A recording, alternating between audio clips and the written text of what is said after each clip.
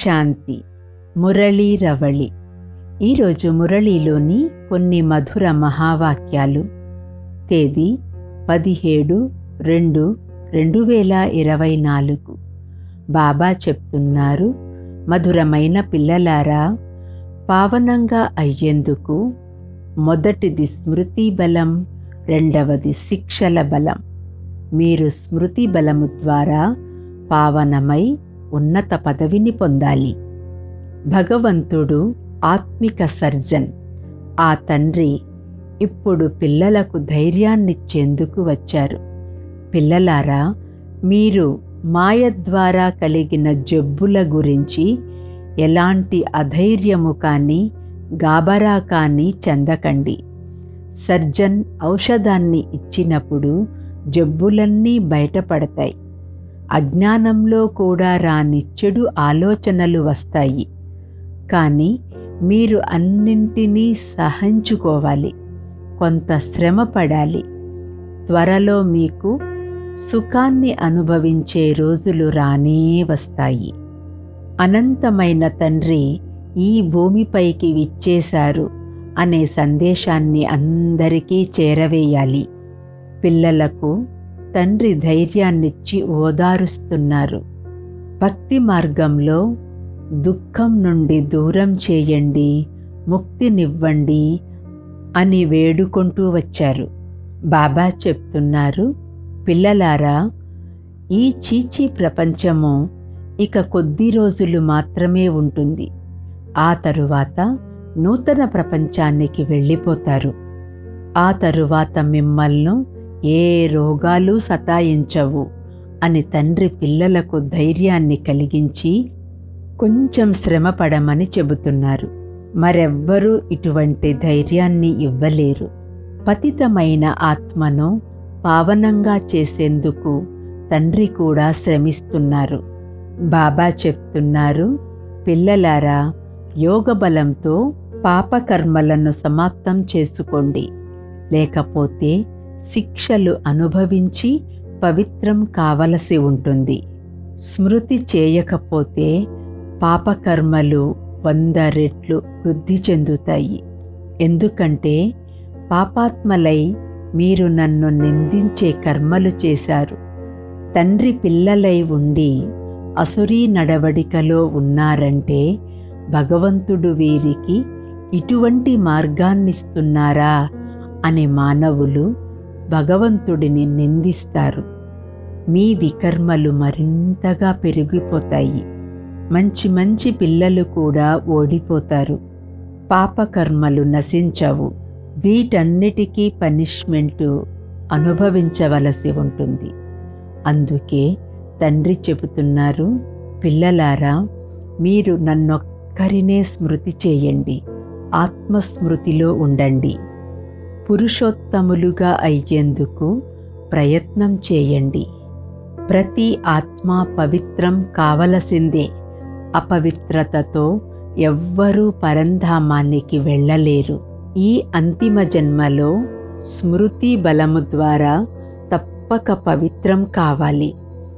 పిల్లలకు తండ్రిపై నిశ్చయం ఉంది, కానీ స్మృతి నిలవకపోతే ఏదో ఒక వికర్మ జరుగుతూ ఉంటుంది. ఈ రావణ రాజ్యంలో 5 భూతాలు దుఃఖాన్నిస్తూ ఉంటాయి. పాత జన్మ లెక్కాచారాలు సమాప్తం చేసుకోవాలి. ఇంతకు ముందు లేని వికర్మలు కూడా ఎక్కువగా జరుగుతాయి. పాత జబ్బులన్నీ బయటపడతాయి. బాబా చెప్తున్నారు, పిల్లలారా, మిమ్మల్ని శాంతిధామము సుఖధామానికి తీసుకెళ్లేందుకు వచ్చాను. నన్ను స్మృతి చేయండి, సృష్టి చక్రాన్ని తిప్పండి, ఏ వికర్మలు చేయకండి. దేవతలలోనున్న దివ్య గుణాలను ధారణ చేయండి. ఎంత ఎక్కువగా తండ్రిని స్మృతి చేస్తారో అంతగా ఈ వికర్మలన్నీ సమాప్తమవుతాయి. ఇవి కూడా లెక్కాచారాలే. జ్ఞానం చాలా సులభం, కానీ స్వదర్శన చక్రధారులుగా కావాలి. ముఖ్యమైనది పవిత్రత. పవిత్రత కొరకు తండ్రిని సంతోషంగా స్మృతి చేయాలి. పతిత ఆత్మలలో పంచవికారాలే కాకుండా విసిగించే సంస్కారము, ఏడిపించే అలవాటు, నష్టపరిచే అలవాటు, ఇలా రకరకాల చెడు అలవాట్లు ఉంటాయి. కొందరికి వికారాల కోరికలు తీరకపోతే క్రోధంతో కొట్టి హింసిస్తారు. తండ్రి వచ్చి పిల్లలకు ధైర్యం ఇస్తున్నారు. పిల్లలారా, దివ్య గుణాలు ధారణ చేయండి, నన్ను స్మృతి చేయండి. గృహస్థ వ్యవహారాన్ని నిర్వహిస్తూ నిమిత్తమాత్రంగా కర్మలు చేయండి. దేవతా గుణాలను స్వయంలో ధారణ చేయండి. లోపలనున్న చెడు సంస్కారాలు, క్రోధము, ఇటువంటి చెడు అలవాట్లను వదిలిపెట్టండి. వికర్మాజీతులుగా కావాలంటే ఇప్పుడు ఏ వికర్మలు చేయరాదు.